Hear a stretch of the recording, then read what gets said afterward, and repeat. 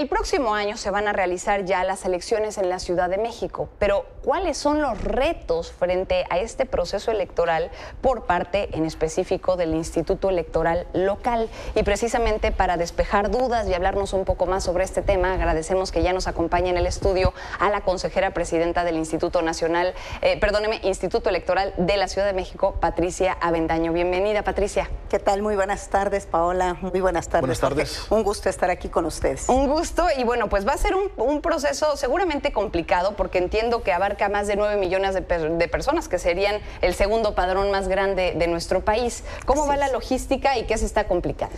Bueno, lo primero que tengo que señalar es que si bien es cierto que a nivel federal se frenó una reforma conocida como Plan B, a nivel local sí se aprobó a finales de mayo y se publicó en los primeros días de junio una reforma en el Código Electoral que aplica para la Ciudad de México. Y esta reforma lo que hace es ampliar una serie de potenciales electores, es decir, no se consideraba anteriormente que las personas que estaban en prisión preventiva, es decir, aquellas que no tienen una sentencia firme, pudiesen votar. Ya tenemos el mandato no solo de una sentencia específica, sino también ya la modificación en el código que nos dice que tanto el INE como nosotros de manera conjunta tenemos que garantizar este ejercicio de este derecho. Y estamos hablando de cerca de 7,000 personas que están en los reclusorios a los que nosotros tendremos que garantizar el ejercicio de su derecho al voto. ¿Cuál es otro grupo importante? También esta reforma abarca a las personas en situación de postración, es decir, aquellas que por alguna causa, enfermedad o impedimento derivado de alguna circunstancia, no se van a poder trasladar a las casillas. También tenemos este mandato ya ahora incorporado en el código donde se determina que tendremos que garantizar el derecho a las personas en estado de postración.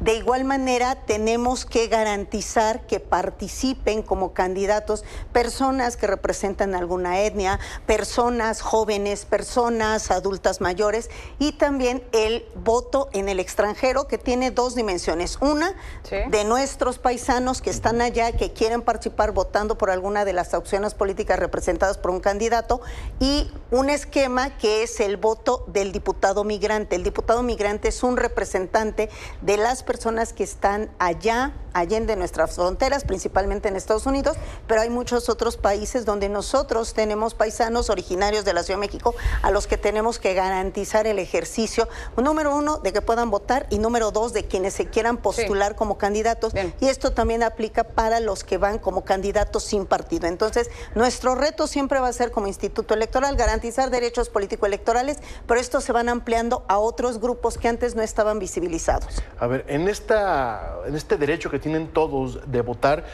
no sé si ya se tiene, por ejemplo, un registro o una dinámica de cómo van a atender a las personas que están postradas, cómo les van a hacer llegar el voto, ¿no? Sí, se está visualizando para estos grupos que he mencionado, los que están en el extranjero, los de voto en prisión y los que están en estado de postración. Tenemos algunas modalidades, como reitero, vamos de la mano con el INE, porque se está buscando que la alternativa sea un voto adelantado, como el voto postal que se hace con las personas que vienen del extranjero. Hay un previo registro, una identificación de que tienen la credencial vigente, que tienen el deseo de participar y se les hace llegar de antemano las papeletas, para que las boletas electorales. Estos ejercicios yo hubo algunas pruebas piloto, por ejemplo en Hidalgo, en Estado de México, en Coahuila, en donde se empezó a visualizar cuál era la mejor modalidad. Sí.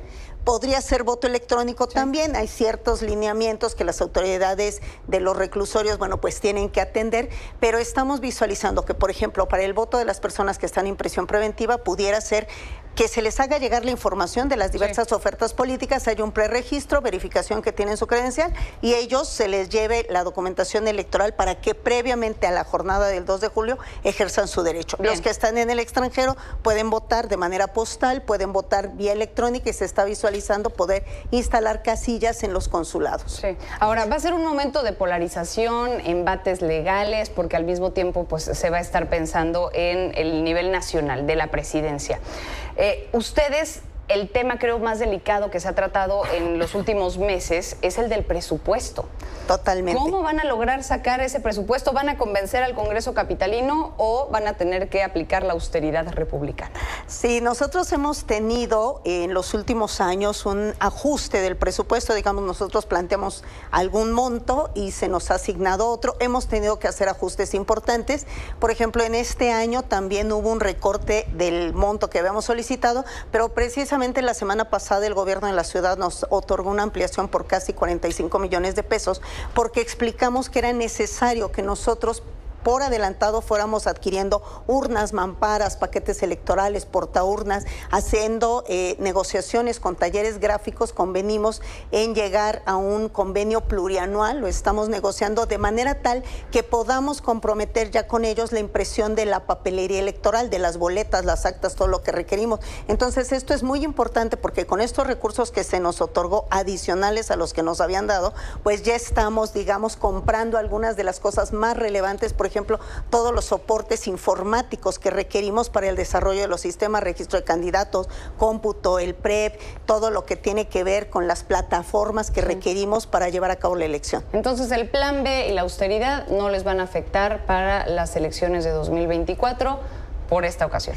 Pues todavía no lo sabemos porque esto es lo que teníamos proyectado adquirir este año por adelantado. Bien. Otro tema será el presupuesto asignado del próximo año. Nosotros como Instituto Electoral tenemos que presentar a finales de octubre el presupuesto 2024 que tendrá que ver con la contratación de todo el personal que nos ayuda a verificar espectaculares, propaganda, que acompaña para al INE en la ubicación de casillas, la capacitación, el armado de paquetes, el cómputo, en fin, todas las tareas de un trabajo de campo donde se despliega una enorme cantidad de personal en todo el territorio de la Ciudad de México. Bien, pues muchísimas gracias, Patricia Avendaño, por ayudarnos a tener un poco más de claridad en todo este asunto. Al contrario, muchas gracias, un gusto estar con ustedes. Hasta luego, buenas tardes. Consejera del Instituto Electoral de la Ciudad de México.